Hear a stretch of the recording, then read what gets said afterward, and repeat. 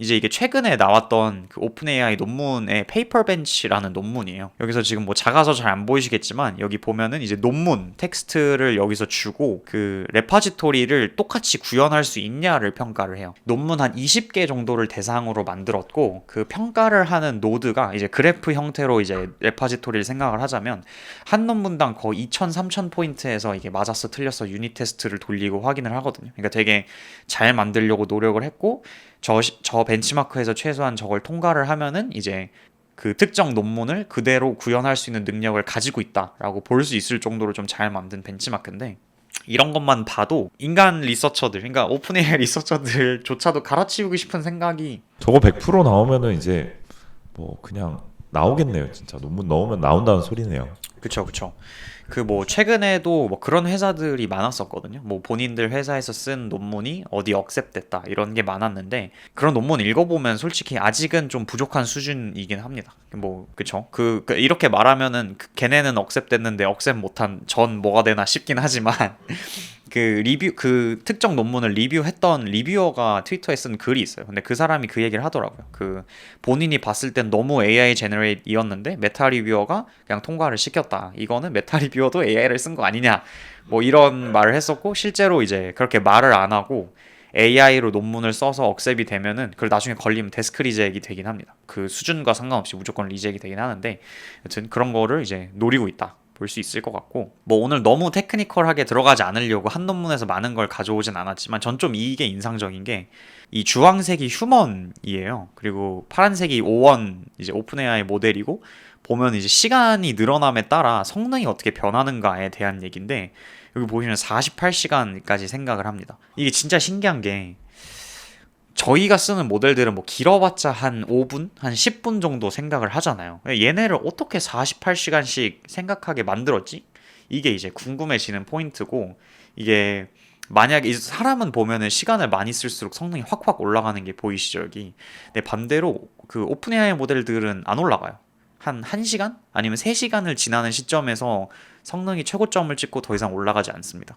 그러니까 여전히 저희가 오원 너무 똑똑해 뭐 거의 사람 수준의 지능이다라고 하지만 여전히 사람과의 좀 차이는 있는 거죠. 왜냐면 이제 저희가 인간 노동자를 쓸 때 가장 좋은 게 이제 스케일링이 된다라는 거잖아요. 인간 노동자 한 명 쓰던 걸 10명을 쓰면은 뭐 10배는 아니지만 그 배 이상의 능률이 나오고 한 사람이 1시간 하던 일을 그 사람이 일주일 내내 하면 당연히 그 몇 배의 일을 해낼 수 있는 게 당연한데 이런 GPT 같은 형태의 모델들, 특히 O1이면 꽤나 최근에 나온 똑똑한 모델임에도 불구하고 아직 그게 안 된다라는 게 조금 신기한 부분일 것 같고 아마 오픈AI가 지금 풀고 싶어하는 문제는 여기 있지 않을까라는 생각이 들긴 합니다. 저게 이제 리니어하게 올라가게끔 만들면은 되게 어려운 문제일수록 그냥 타임 늘려버리면은 진짜 그쵸, 그쵸. 능력이 올라간다는 소리네요, 진짜. 그쵸, 그쵸. 그 프리트레이닝 같은 경우에는 그런 식으로 작동을 하잖아요. 그러니까 컴퓨트를 늘릴수록 아니면 학습 시간을 늘릴수록 이제 더 잘 성능이 나오는데 테스트 타임 스케일링은 이제 그러지 않는다라는 거죠. 그러니까 되게 작은 스케일에서 뭐 요즘 논문에서 테스트 타임 스케일링 된다라고 하면은 뭐 한 1000 토큰 생성할 때, 4000 토큰 생성할 때, 8000 토큰 생성할 때 성능이 계속 올라가더라. 뭐 이런 얘기를 하는데 뭐 8000 토큰 생성하는데 1시간이 들진 않아요. 기껏 해봤자 몇 분이겠죠. 그러니까 거기서는 너네가 말한 대로 스케일링 비헤이비어가 있는 게 맞아. 근데 이걸 1시간 혹은 48시간까지 늘렸을 때는 없는 것 같아가 이제 오픈AI가 하고 싶은 말이고 아마 이제 다음 시리즈 모델들 O3나 O4 미니 같은 모델들은 이제 뭐 저희가 초점을 뭐 저희의 입장에서는 뭐 이틀씩 쓸 수 없으니까 그 모델을 저희는 실감하지 못하겠지만 아마 이런 데서 좀 개선돼서 나온 거지 않을까라는 생각이 들긴 합니다. 그리고 이제 좀 내려가 보면 이제 요거는 이제 딥마인드가 하는 일인데 딥마인드가 하는 연구들이 굉장히 독특해요. 그래서 뭔가 내가 AI 연구자는 아니고 오히려 과학자 입장에서 읽기에 제일 재밌는 논문들이 딥마인드에서 나오는 게 유일하게 이제 성격이 좀 다른 팀이죠. 뭐 애초에 알파고나 알파폴드 같은 프로젝트로 시작한 팀을 이제 구글이 인수한 거고 그래서 그 연구적 색채가 강한데 이제 요거는 뭐냐면 이 위가 이제 아마 제 생각에 런던 무슨 대학교였던 것 같은데 어떤 그러니까 인간 연구자 팀이 했던 연구 여기 보시면 2013년부터 진행되던 연구고 2015년에 뭐 첫 번째 논문이 나왔고 해서 우리가 이런 파인딩을 냈고 그래서 2023년에 우리가 어떤 걸 발견을 했고 뭐 저도 사실 뭔 소리인지 몰라요. 이 바이올로지 논문이어서. 그리고 이제 2025년에 이제 퍼블리시 예정이었다. 뭐 이런 얘기입니다. 본인들이 한 파인딩이. 그리고 이제 2016년까지 한 연구 결과를 이제 2025년, 24년에 완성된 제미나이한테 준 거예요.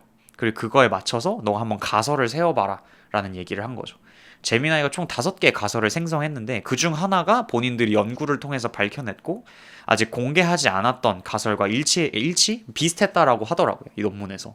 그러니까 여기서 하려고 하는 말은 이 아직 인류가 풀지 못한 혹은 풀었지만 공개되지 않은 문제에 대해서 가설 생성하는 능력이 이제 이 제미나이 같은 모델들한테 있다라는 얘기를 사실 하고 싶어 하는 거거든요.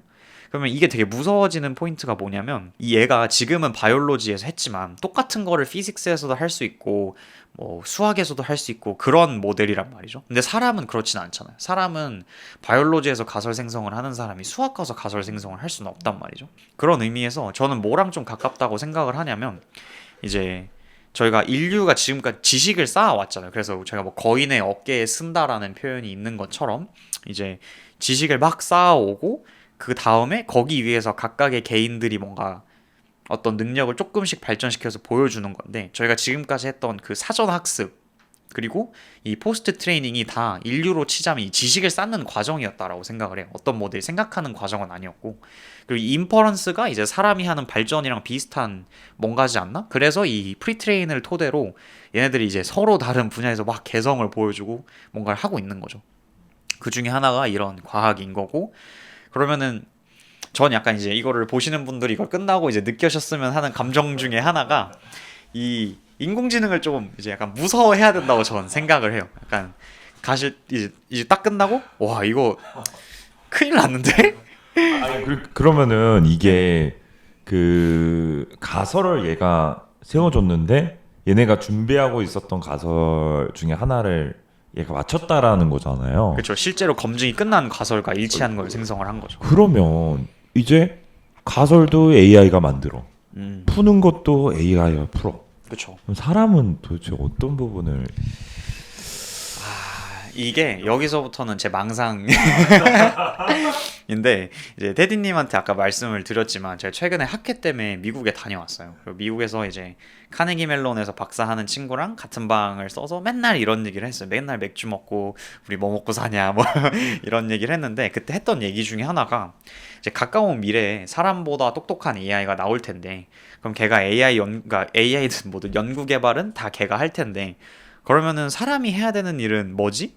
라는 생각을 했었고 확실한 거는 정말 똑똑한 사람들 그러니까 정말 그 상위 몇 프로 0.0 몇 프로만 일을 하는 게 가치가 있겠다라는 생각이 들었고 그 사람들이 그러면 무슨 일을 할까를 생각을 해보면 저희가 약간 코드 취약점 바운티 헌팅을 하듯이 AI 바운티 헌팅을 할 것 같아요. 이 제미나이라는 엄청 큰 시스템에서 얘가 못하는 거를 찾아낼 수 있을 만큼 똑똑해야 되는 거예요. 얘가 못하는 걸 알아보고 얘가 수학 증명을 했는데 아닌데? 제미나이 여기서 틀렸는데? 라는 걸 알아보는 일을 사람이 하지 않을까 라는 생각이 드는 거죠. 근데 이게 단기적으로는 그건 사람이 저도 할 것 같은데 음. 그것마저도 더 똑똑한 AI가 그걸 또 취약점을 또 잡아낼 수 있잖아요. 그쵸. 미래 생각하면 뭐 다 사람은 누워만 있을 것 같긴 한데. 맞아요. 그래서 전 그게 직업일 것 같지 않고 바운티 헌팅이라고 표현한 이유는 바운티 헌팅이 전업이 될 수는 없잖아요. 그러니까 약간 그런 느낌일 것 같아요. 제미나이라는 시스템이 갖고 오는 경제적 파급 효과가 너무 크다 보니까 바운티 헌팅에 한 번만 성공을 해도 사실 평생 먹고 살 수 있을 만큼의 돈을 벌 수 있을 것 같아요. 오픈 AI 입장에서는 이미 너무 똑똑해져서 본인 직원들 중 아무도 못 알아차리는 에러를 찾아내는 사람이 있다. 그래서 본인들의 모델을 조금이라도 더 발전시킬 수 있다. 하면 얼마를 낼래? 하면 한두 푼이 아닐 거란 말이죠. 약간 그런 식이지 않을까라는 생각을 하고 실제로 그 상위 몇 프로만 살아남는 인더스트리들이 이미 있어요. 생각을 해보면 축구 같은 걸 생각을 해보면 막 초등학생 때부터 유스를 키우고 그러니까 재능 있는 애들을 모아서 키우고 필터링을 하고 해서 한국에서 이제 뭐 한 5명 나오잖아요. 유러피안 리그에 가서 성공하는 사람들이 아마 비슷하지 않을까. 완전 어릴 때부터 재능 있는 애들 키워서 한 3-4명 성공하고 약간 요런 식으로 가지 않을까라고 저는 생각을 하는데 이건 뭐 논문에 근거한 건 아니고 뭐 제 생각.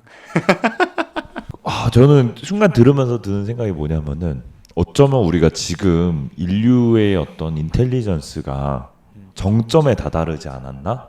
그러니까 그게 무슨 소리냐면은 예를 들어서 아까 그 바운티 헌터처럼 되려면은 사실 그 모든 내용들을 다 이해하고 있어야 내가 취약점도 이게 잘못됐다라는 걸 알려면 그 내용을 다 알고 있어야 되잖아요. 맞아요. 근데 지금 학습하는 이 GPT 시대에 살아가는 배우는 학생들이 우리가 이제 GPT에 의존해서 배우다 보면은 그냥 얘를 잘 활용할 줄만 알아도 이제 성과는 좋단 말이에요. 그렇죠. 그러면 우리가 이제 순수 얻게 되는 고생해서 얻는 지식들이 좀 떨어지다 보면은 점점 바운티 헌터가 될 가능성이 좀 떨어진다는 얘기. 저는 개발자로서 좀 느끼거든요. 맞아요. 만약에 이제 바이브 코딩으로 시작하면은 결과물은 만들 수 있는데 음. 이게 잘못돼도 잘못된 거인지 모르는 그냥 결과는 동작하지만 그래서 그 구조 개선이나 이런 아키텍처 개선은 그것도 AI 시키면 나오겠죠. 근데 시키는 방법은 알지만 내가 직접 할 수는 없는. 그럼 우리는 AI 역량에 무조건 그 하위에 있을 수밖에 없다라는 생각이 들어서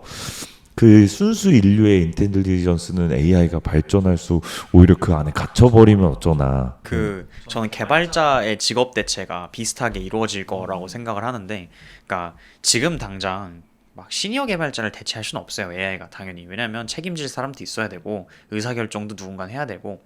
근데 그거죠. 지금 그 막 신입 개발자들을 뭐 빅텍에서 AI로 대체하기 시작했다 이런 얘기가 많이 나오잖아요. 근데 마찬가지로 시니어 개발자가 하늘에서 떨어지진 않는단 말이죠. 이 신입들이 지금 들어가서 뭐 10년 혹은 15년간 경험을 쌓고 시니어 개발자가 되는 건데 지금 신입을 안 뽑으면 15년 후에는 누가 시니어 개발자가 되냐 이거죠. 하늘에서 떨어지진 않을 테니까. 근데 반대로 15년 동안 AI는 그만큼 더 성능이 올라가겠죠. 시니어 개발자를 향해서. 그럼 그런 식으로 자연스럽게 사실 대체가 이루어지지 않을까. 시니어 개발자가 될 사람이 없고 시니어 개발자 능력을 할 AI는 있고 하면은 너무 자연스럽게 그거를 쓰게 되잖아요, 사람들이. 그러니까 그런 식으로 대체가 이루어지지 않을까라고 생각하는 면에서 연구도 비슷한 시기겠죠. 그러니까 지금 당장 막 뭐 저희가 뭐 벤지오 같은 유명한 AI 연구자들, 뭐 테렌스 타워 같은 유명한 수학자들을 대체할 수는 없어요. 근데 지금 점점 이제 이 밑에 단, 이 풀뿌리를 갉아먹기 시작을 하면 그 위대한 사람이 될 사람이 안 남는다는 거죠. 물론 이제 아인슈타인처럼 천재면 알아서 하겠지만 저희는 대부분 아니기 때문에 그쵸. 그런 생각을 합니다. 저는.